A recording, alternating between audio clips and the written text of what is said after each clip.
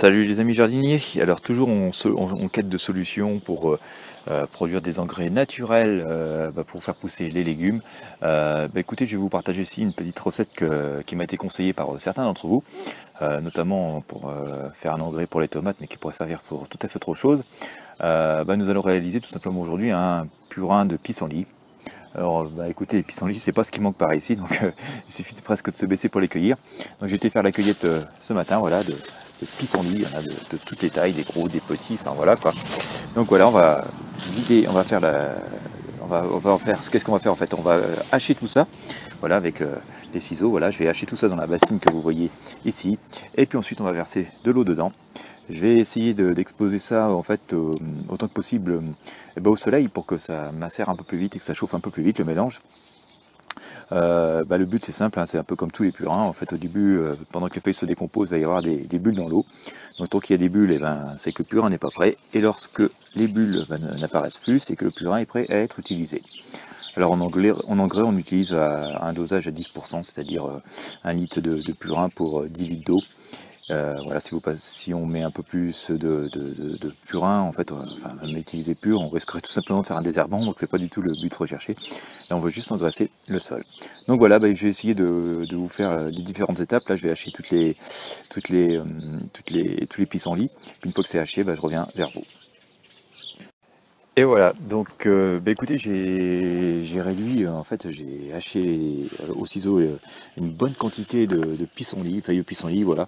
Le but c'est d'arriver en fait à les hacher quand même assez fines, comme ça il y a la surface en contact et en décomposition est plus importante. Et voilà, donc le fait de les hacher fines va permettre de les décomposer plus rapidement. J'avais cueilli beaucoup de pissenlits, donc du coup le reste va rejoindre le tas de compost. Alors je vais ajouter de l'eau maintenant. Voilà, et en fait je vais faire un autre truc après, je vais vous expliquer pourquoi. Bon, on a le fil qui apparaît, c'est pas très agréable pour vous, je suis désolé. Alors, on va mettre une bonne quantité de flotte. Donc là j'ai mis 10 litres d'eau. Pour l'instant je vais mettre que 10 litres d'eau, je vais en rajouter dans la journée, je vais vous expliquer comment et pourquoi. Donc là j'ai plus d'eau de pluie, malheureusement j'ai dû prendre de l'eau du robinet. Mais bon, j'ai tiré l'eau du robinet 1 heure avant de la mettre dans la bassine, tout simplement pour que le chlore ait le temps de s'évaporer et ne pas donc l'injecter dans mon purin. Voilà, je vais rajouter de l'eau tout à l'heure. Je vais vous expliquer un truc, c'est tout simplement, si vous êtes comme moi, je vous invite à le faire. Je suis aquariophile depuis très longtemps, ça doit faire 35 ans que j'ai des aquariums. Et évidemment, régulièrement, une fois par semaine, je change à peu près l'équivalent de 10% de l'eau.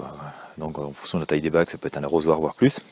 Et tout simplement, je récupère mon eau d'aquarium, soit pour arroser le potager, puisque l'eau d'aquarium contient plein de matières organiques naturelles, des injections de poissons, des nitrates.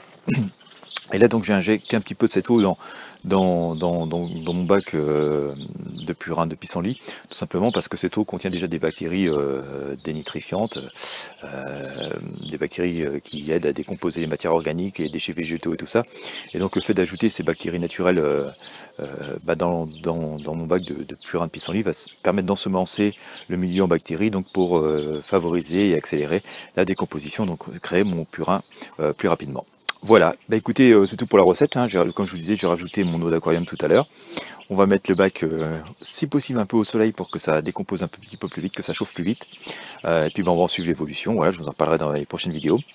Si vous avez des commentaires ou des suggestions pour améliorer la recette, écoutez, je vous invite à les poster dans les commentaires. Si vous avez aimé cette vidéo, je vous invite à vous abonner à ma chaîne, à liker, et puis surtout à la partager avec vos amis jardiniers, voilà, ça sera toujours peut-être utile pour eux. En tout cas, il semblerait que ce soit un excellent engrais, notamment pour les tomates, ça apporterait du phosphore.